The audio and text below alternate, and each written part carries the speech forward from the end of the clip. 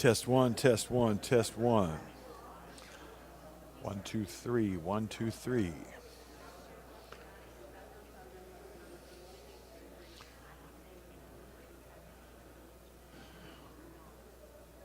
One, two, three, 1, 2, 3, 1, 2, 3. How are we looking, Stephen? Test 1, 2, 1, 2.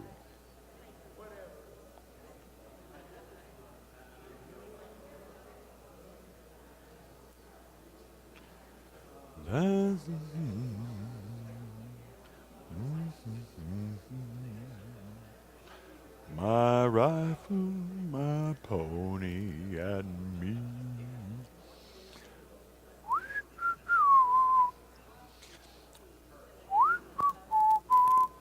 There we go. No, that's still not it. I'm trying.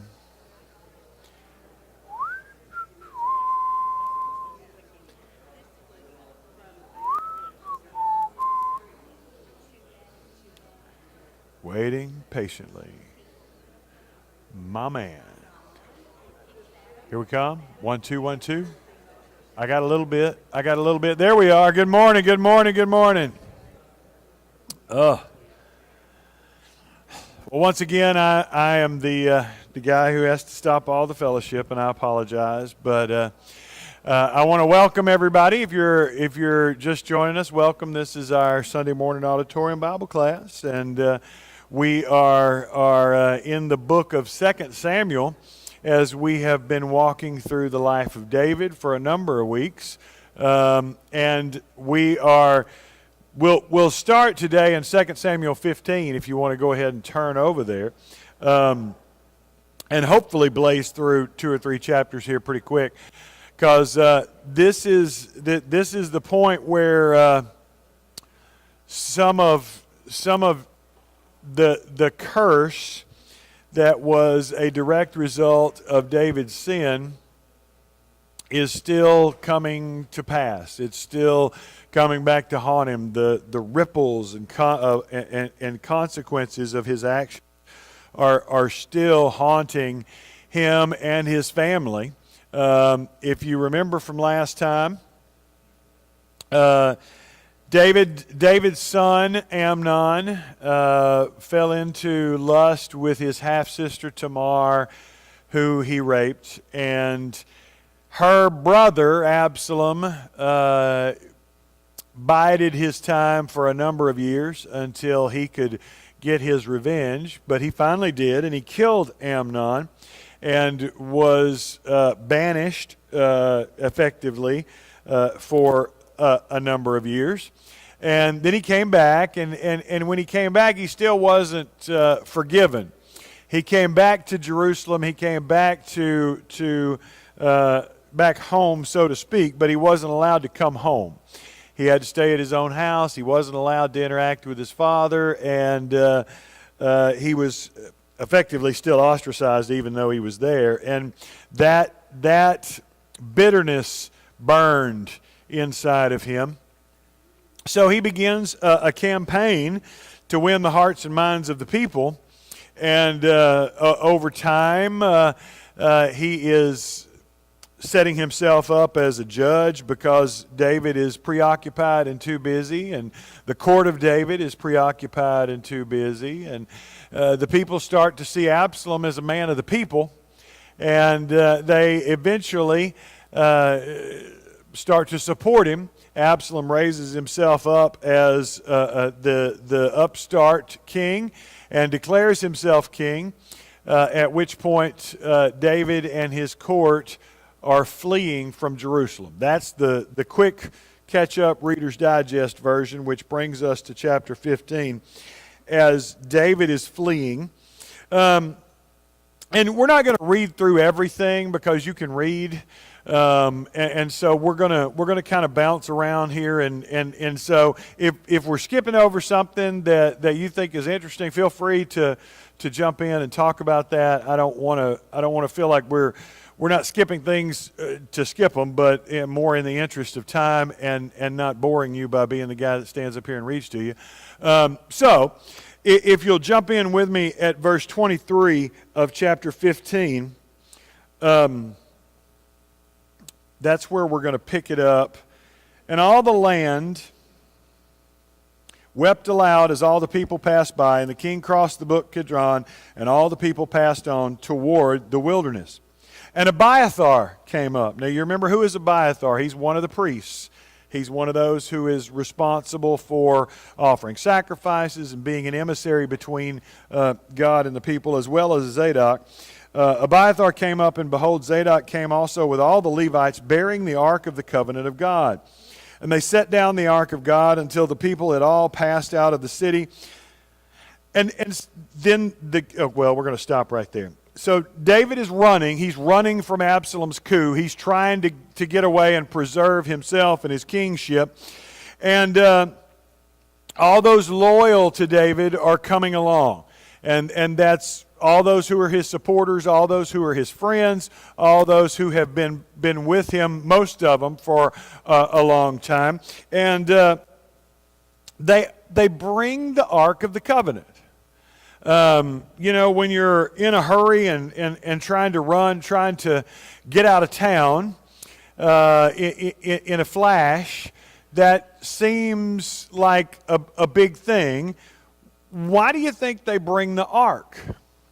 I mean, why not leave the ark if you think there's a chance you're coming back? I mean, why do you think they bring the ark? That's where I want to start this morning to get us thinking and talking a little bit. Why do you think they bring the Ark of the Covenant with them as they're fleeing Jerusalem? Anybody? And this is a why do you think question, so you can't be wrong. You think what you think, and the Bible doesn't give you a specific answer, so this is not a gotcha. So why do you think they bring the ark, Tony?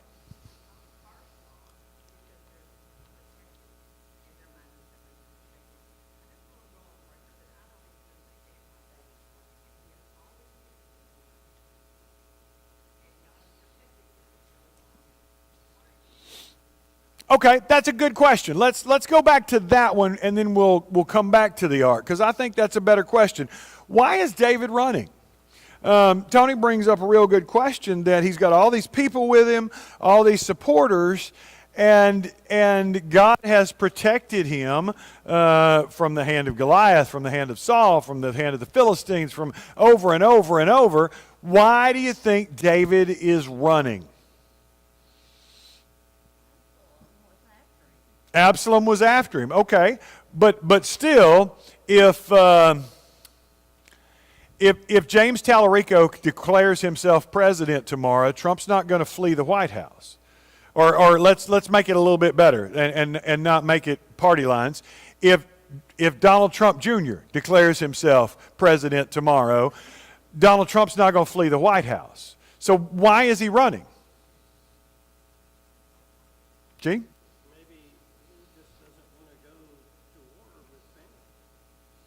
He doesn't want to go to war with family. I think that's the bigger reason. Because remember, in a little bit, and we're going to see this, he's going to counsel all his generals as they're going out to battle. Be mindful of the young man Absalom for my sake. He doesn't want to fight with his son. He doesn't want to go to war. He doesn't want, because David is a man of war. He's done this his whole life. He knows what that's going to look like. And it's not going to end well for Absalom. It's not going to end well for a lot of those who are with Absalom. It's not going to end well really for anybody. And I don't know. Maybe we should cut the feed. I fought a lot more when I was a young man than I do now. Does that make sense? And not that you run from a fight, but things aren't as important to me as they used to be, I guess. I don't fight over little things. I don't know. I'm just saying, maybe it's the wisdom of age, but I think it's more of I think Gene's right. I think it's more his love for Absalom. He's already lost a son, and that one wrecked him. Amnon, he mourned over for months. And now he thought he had lost Absalom. He thought he got him back. Now he's lost him again. That's my opinion. Anybody got a different opinion? What do you think? Why is David running? I think that's a good question.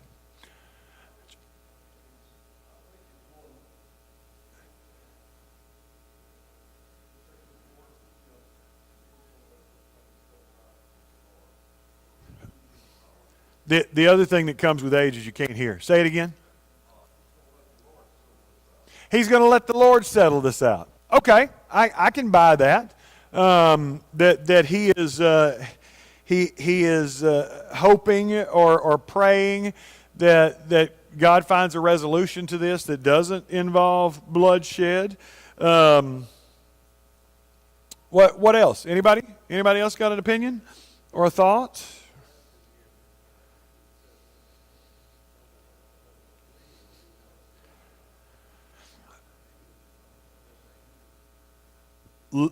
He says to all of his advisors and people, let us flee or there will be no escape from Absalom. And I think that's connected. I think he believes Absalom is coming with violent intent, which Absalom has shown himself to be. That's not an empty threat. And it may be that he sees that threat coming, but he can't face that threat the way he would face a king of the Philistines. Or, you know what I'm saying? He doesn't want to fight him in the same way. And so the walking away is better. So they bring the ark, and we started talking about why they bring the ark, that maybe they bring it because they're worried about protecting it. What else? Why do you think they bring the ark? The presence of God. In their minds, that is the presence of God. And so you want God to go with you. And so therefore, remember, they're thinking in a way that it's hard for us to understand. This is even before the exile. And before the exile, a lot of Israel believed that God was just the God of Israel. And that he was very localized. That's one of the things that will come up in Ezekiel over and over is, can the Lord God show up here? Because I'm in exile, I'm carried away, I'm in this foreign land with these foreign gods in this foreign place. And one of the things you see over and over in the prophets, especially those who are part of that exile period, is God demonstrating that no, I'm not just God of a localized area. I'm not connected to a temple. I'm not connected to a physical place. I am God, and I am God of everything. And so there's nowhere that I'm not God. But at this time, it's still very localized. Remember, they would bring the ark out for battle because that was the presence of God. I think they want the presence of God with them. But it's interesting then in verse 25. Then the king said to Zadok, take the ark of God back into the city. If I find favor in the Lord's eyes, he'll bring me back and let me see it and his dwelling place again. But if he says, I am not pleased with you, then I'm ready. Let him do to me whatever seems good to him. Man.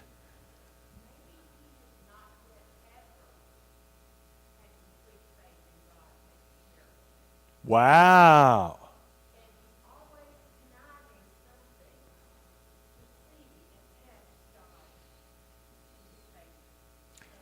Okay, very good point. Maybe he has never fully had that level of faith, or maybe not even never, but maybe since he's been a king, at least. Yeah, he had to escape Saul all the time because he's always got his own little plan, and truthfully, David's a lot like the rest of us. We like to make our plan and then say, God bless this. Instead of saying, God, what do you want me to do? Because quite honestly, if you truly have that level of faith in God, that should scare you. That should scare you to say, God, what do you want me to do? Because if you read through Scripture, when God sends people or takes people or moves people, it's rarely where they want to go. And so it's easier to make my plan and say, hey, God, will you bless this? Instead of, what should I do? And so I think that's a very good insight into David's mindset, that yes, I trust God, but I trust God to fulfill my own plans, or to bless my own viewpoint, or whatever. That maybe the faith is not complete and total. Maybe it is situational. I don't even know if I want to use that word, but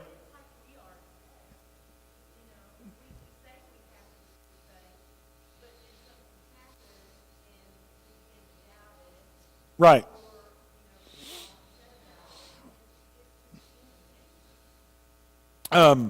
That she said it's just like we are today. We say we have complete faith, but we begin to doubt it, or we're not really sure.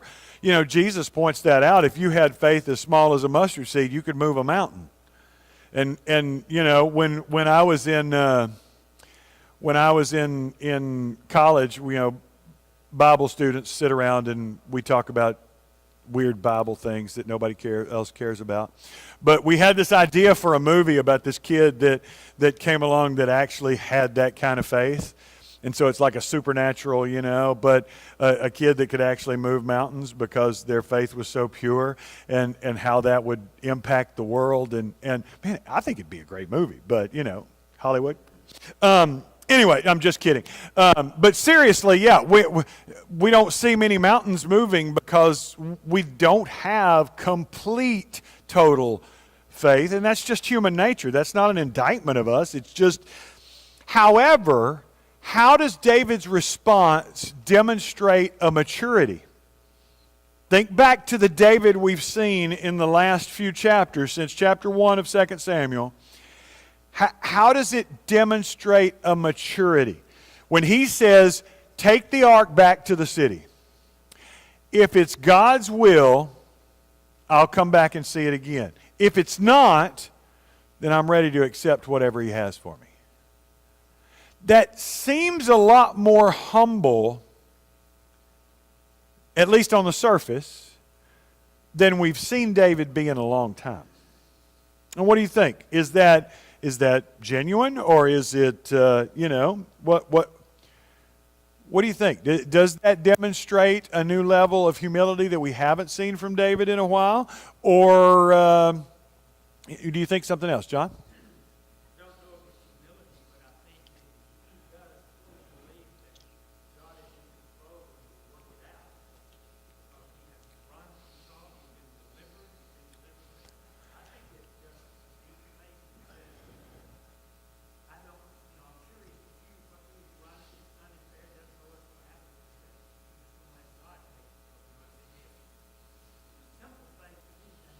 Mm-hmm.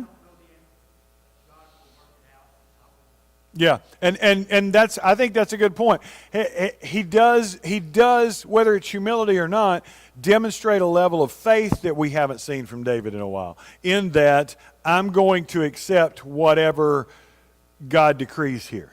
And I don't know how this is going to turn out. I don't know what it's going to look like. I don't know how we're going to make it through this.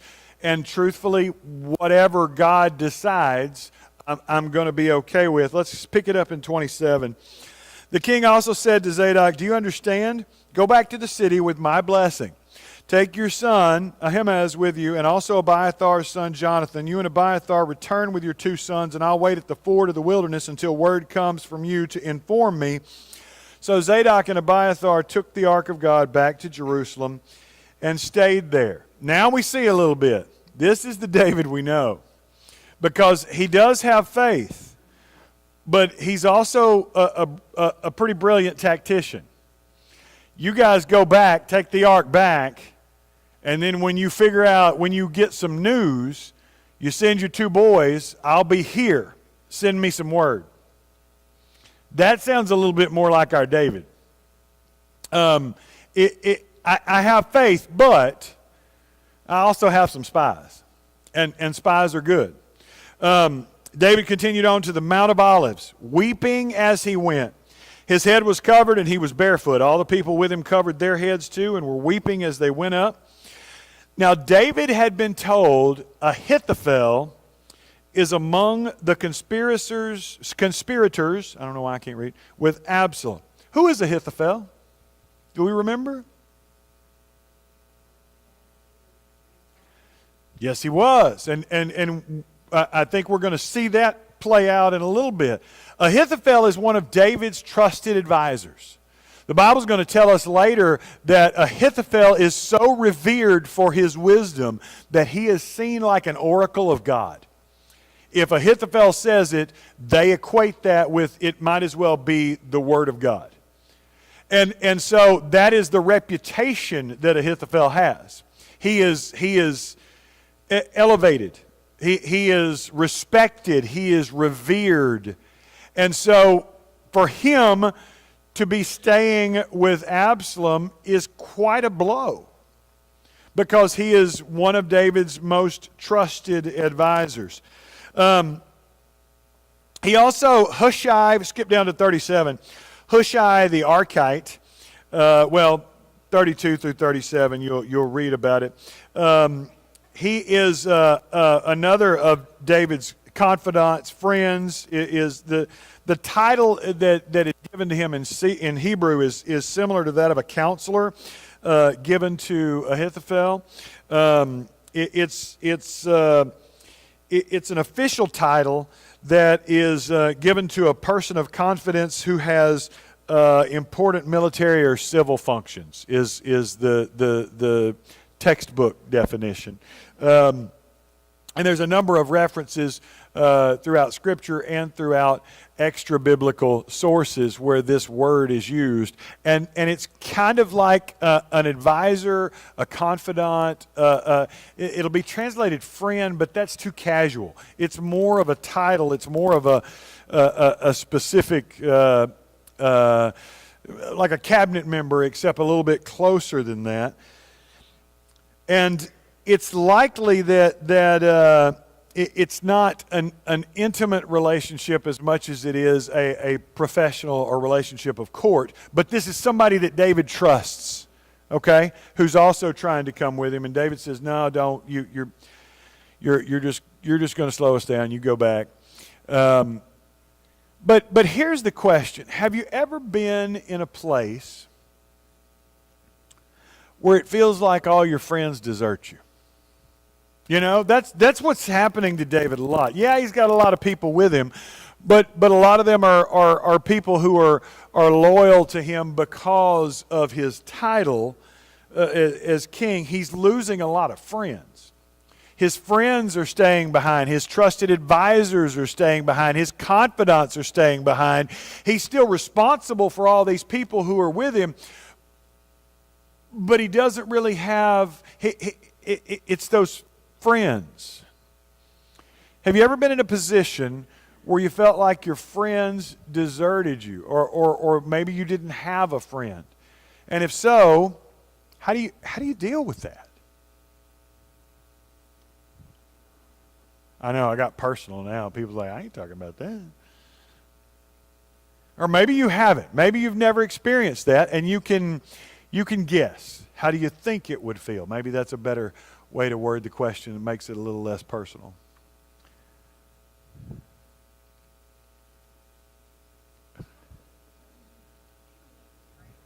There's got to be a feeling of betrayal.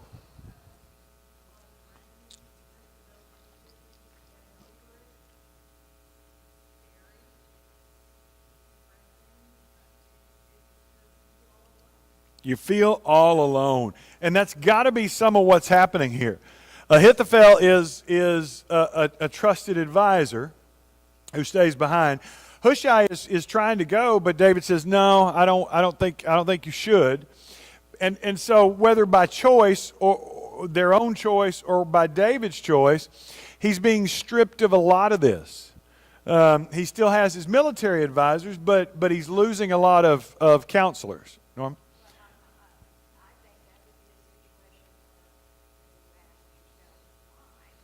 Mm.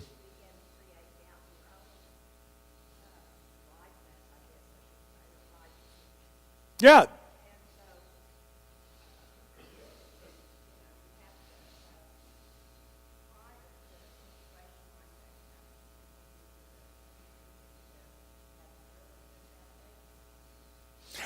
I think you're absolutely right. This has got to be creating some doubt, which I think is part of his response, like with the ark.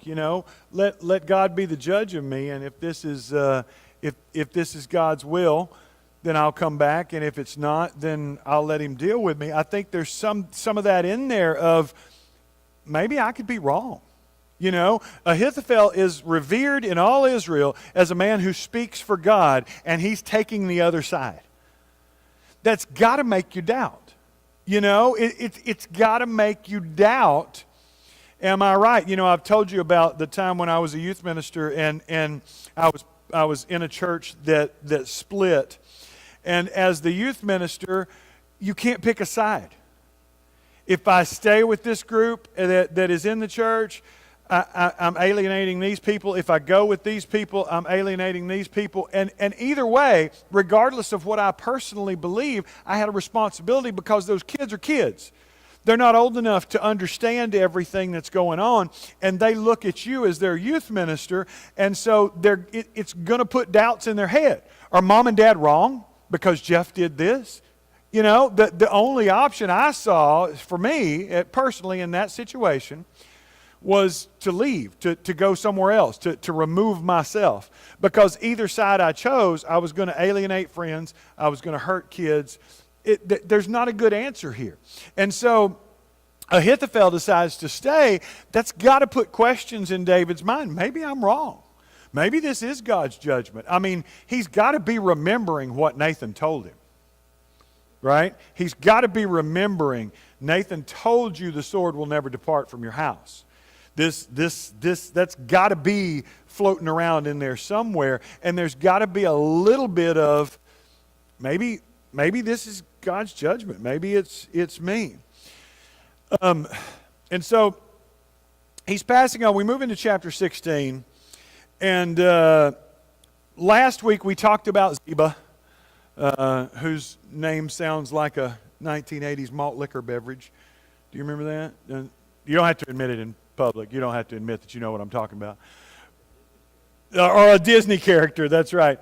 But Ziba is the servant of Mephibosheth. You remember Mephibosheth is the son of Jonathan, who was lame in both legs. And David brings him in early in the book to show him kindness for Jonathan's sake. Mephibosheth is invited to his table and is treated as one of the king's sons. And now he's fleeing, and here's Ziba out waiting for him with some donkeys and stuff. And David says, "Where's Mephibosheth?" And Ziba says, well, he stayed behind because he is convinced that now the kingdom is going to be returned to his household. Now, don't skip ahead. At this point, we don't know whether Ziba is being truthful or not. We don't. We don't know whether Mephibosheth really believes that, or if Ziba's trying to do things for Ziba's benefit. And so David, in that same situation, says, fine, everything I gave to him, you can have it. Which, when you're running for your life from your kingdom, I don't know how empty a gesture that might have been, but that's what he says. Then skip verse 5 of chapter 16, because we also talked about Shimei. I've heard it pronounced a lot of different ways, and I don't know. So whatever you say, I'll go with. But this guy comes out, and he is just, I think this is one of the first internet trolls. You know, those guys that just wait for somebody to fail so they can get on and come, I knew it was going to happen the whole time. You know what I'm saying? Those people are still around today. But he I love that he gets up on a hillside, right? And he's walking along beside them. As they're walking down here, he's way up here because he ain't stupid. He ain't getting close enough they can reach him. And he's just screaming curses and hateful stuff towards David and towards David's group. Get out of here, you murderer. this is what you deserve. Shimei is just raining down curses on him. And we talked about last week, my boy Abishai. I love Abishai because Abishai just comes up to David and is like, you want me to go kill that guy? I mean, it ain't, I got you. I'll go take care of him if you want me to. I can make him be quiet. And David's like, no, that may be God's judgment against me. Look at what he actually says. Verse 9, then Abishai the son of Zeruiah said to the king, why should this dead dog curse my lord the king? Let me go over and take off his head. But the king said, what have I to do with you, you sons of Zeruiah? If he's cursing because the Lord has said to him, curse David, who then shall say, why have you done so? Okay, so we've seen a couple of things here, and we're sort of getting a revelation into the inner turmoil that is going on inside of David. Do you see that? The ark comes out and he says, take it back. If it's the Lord's will, I'll come back and see it again. If not, I'll take whatever judgment the Lord has for me. Shimei is cursing him. Abishai says, you want me to go kill him? David says, no. It may be that God told him to come curse David. And so I need to take it. I need to accept it. What does that reveal to us about what we see? What does it suggest? Because it doesn't spell it out. What does it suggest about some of the inner turmoil that is going on inside David right now? Bonita. Say it again. He admits to himself that he may be wrong. He's feeling that sense of judgment. Maybe this is God's will. All this may be happening because God's judging me. And I got to take it. And if it be God's will, I may get back. If not, I got to accept that this may be God's judgment. Yes, sir. I'm sorry.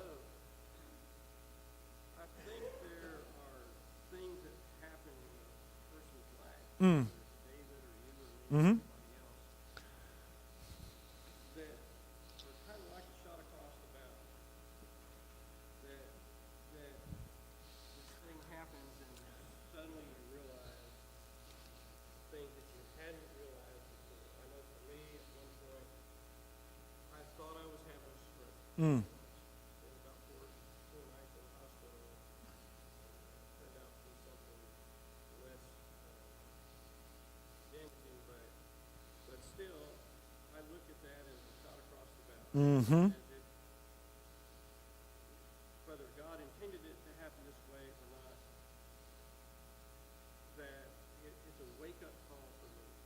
That I realize how frail life is, how easy it would be to just be gone, how quickly things can take place. And you can look back at your life and say, well, I knew I was wrong when I did this or that.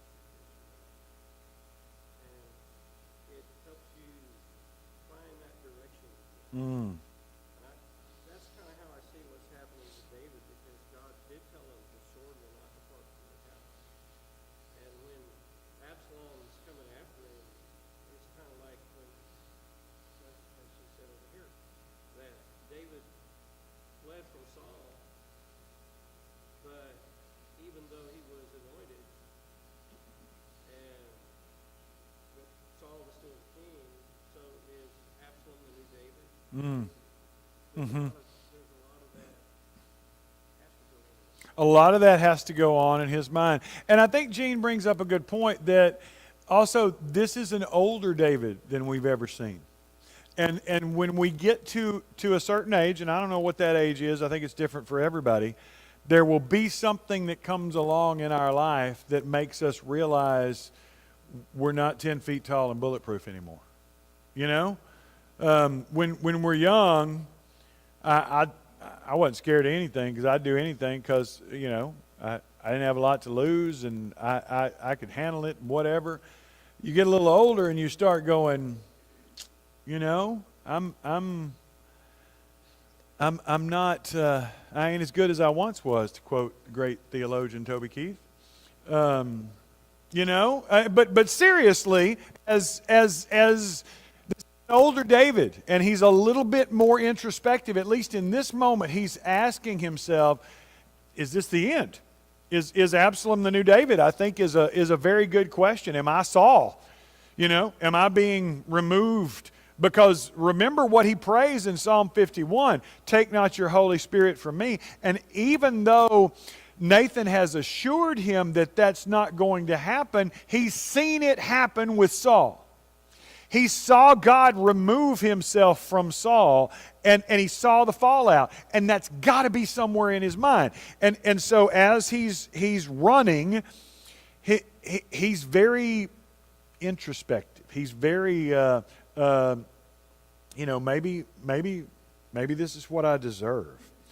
You pick it up in verse 15 of chapter 16. Meanwhile, Absalom and all the men of Israel came to Jerusalem, and Ahithophel was with him. Then Hushai the Archite, David's confidant, went to Absalom and said, "Long live the king! Long live the king!" Absalom said to Hushai, "So this is the love you show your friend? If he's your friend, why didn't you go with him?" Hushai said to Absalom, "No, the one chosen by the Lord, by these people and by all the men of Israel, his I will be, and I will remain with him. Furthermore, whom should I serve? Should I not serve the son, just as I served your father? So I will serve you." Now, some people have a problem with this. I've heard people, talk about Hushai as being duplicitous, and I don't know that he's being duplicitous. I think he's doing what David told him to do. I think he's still being loyal to David. And yes, he's lying, but I don't know that there is a way to be a spy without doing a little lying. If he walks in and says, "Well, I did go with him, but he sent me back so that I could get some information," that's probably not going to go over real well. So, there's a little bit of real world. Verse 20, Absalom said to Ahithophel, "Give us your advice. What should we do?" Verse 21, Ahithophel answered, "Sleep with your father's concubines, whom he left to take care of the palace." Now that escalated quickly. What should I do? That's Absalom asking this man who supposedly speaks for God, and his advice is, sleep with your father's concubines. Now, we've covered concubines before. I'm not going to beat that one to death. Concubines are like official mistresses, for lack of a better term. That still doesn't cover it, but they're less than wives, but more than mistresses, if that makes any sense. And that's a vast oversimplification, but so David left. Obviously, he took his wives with him. He left his concubines behind to take care of the house. Now, where have we heard this before? Remember at the start of 2 Samuel when there's upheaval in the kingdom. Remember Abner? And Abner and the son of Saul, Ishbosheth? And what did Abner do? He slept with some of Saul's concubines because he is trying to establish himself in a position of power. Ahithophel says, "Sleep with your father's concubines, whom he left to take care of the palace. Then all Israel will hear that you have made yourself obnoxious to your father, and the hands of everyone with you will be more resolute."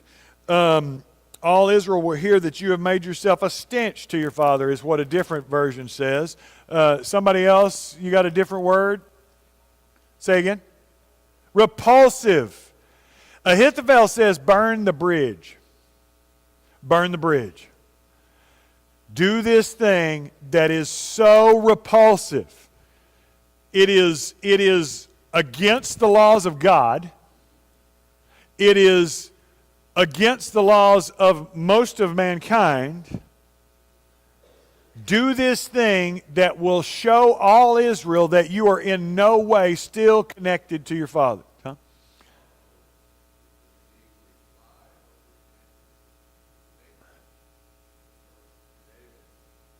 Yes, this is a direct fulfillment of what Nathan told David God said.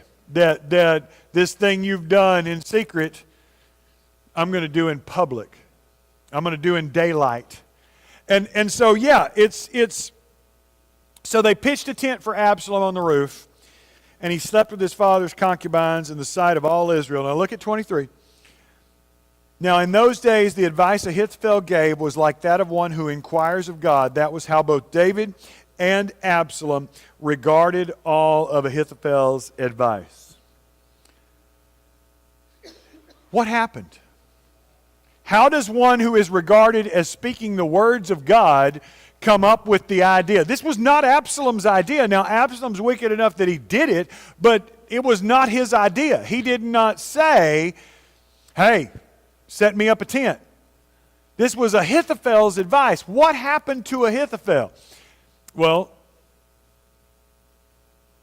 Maggie didn't give us spoiler alerts a minute ago, but you nailed it, I think. I think this is more bitterness that has been harbored for years. Ahithophel, according to 2 Samuel 23, verse 34, the son of Ahithophel was named Eliam. And according to 2 Samuel 11, verse 3, Bathsheba's father was named Eliam. Now imagine you're David's trusted advisor, and you had to watch this man do what he did to your granddaughter. Think there might be a little bitterness there? And now, years later, held on to that bitterness, that rage, that whatever it is, for years. A lot like Absalom. Held on to it and now is taking the opportunity. Now, let me give you the caveat. This is conjecture. We're taking two scriptures and connecting the names. The Bible does not say Ahithophel was Bathsheba's grandfather. It does not say that. It doesn't say he wasn't. So we're making a leap based on a couple of names and pulling them out of different passages. So there's not 100% that this is what's happening. However, I don't think it's that big of a cognitive leap to get there. So Ahithophel is still harboring this bitterness, and where I want to end up this morning is we see Absalom harboring this bitterness, first towards Amnon, then towards David, and that leads to his destruction. We see Ahithophel possibly harboring bitterness for years until it leads to a place where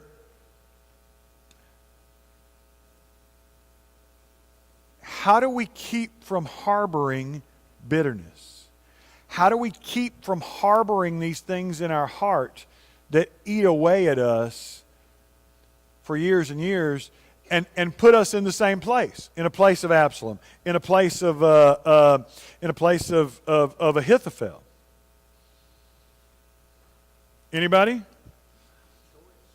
It's a choice. What do you mean by that?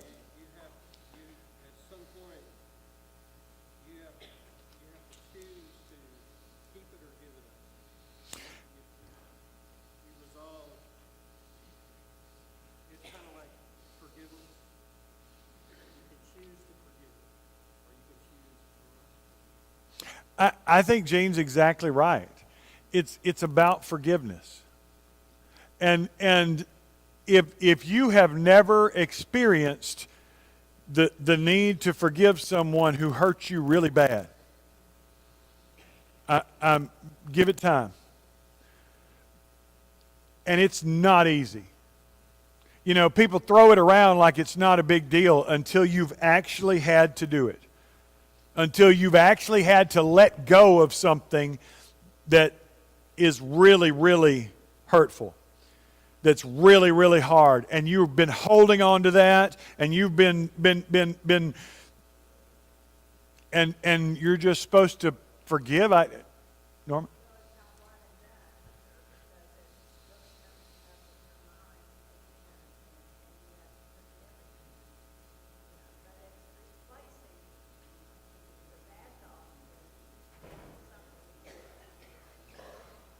It's not one and done, is what Norma says. It's not just I forgive and everything's okay. It's going to keep coming up because it's there, and so it's hard to let go of it, and it's hard to not pick it up again, right? Say it again, Nick. You got to get on with your life. Absolutely. Yes, ma'am. There has to be some forgetting.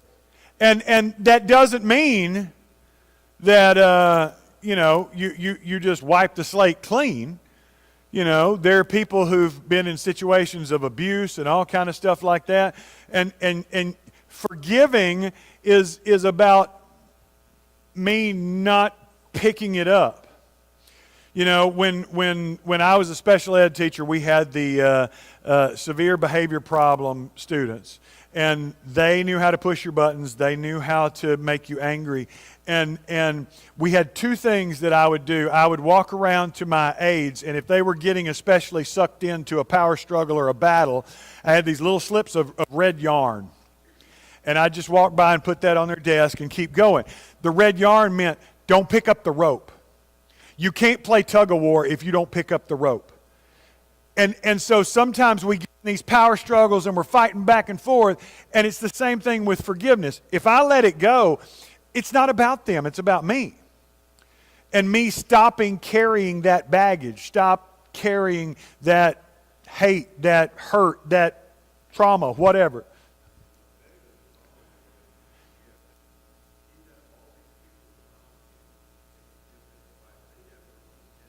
That's true. That's very true, because there is the political machine all around him, and everybody has their own agenda. And maybe, like I said, we don't know that Ahithophel was Bathsheba's grandfather for sure. Maybe he just saw an opportunity, and I'm going to get to be the right hand of the king, and so I'm going to go through this way. I don't know, but the point is, forgiveness is about me and not about them. And the longer I carry that hurt, the longer I wrestle with that hurt, the harder it is for me to let go with it, and the more it eats me up inside. We are way over time, and I apologize. Carrie was coming in with the shepherd's hook to get me.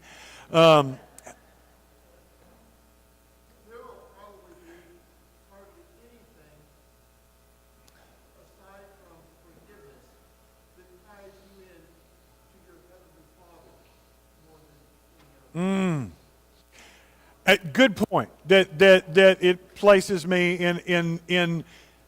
I start to understand God a lot more, right? I mean, sorry, we're rabbit trailing. We're already 5 minutes over, and I'm sorry, y'all.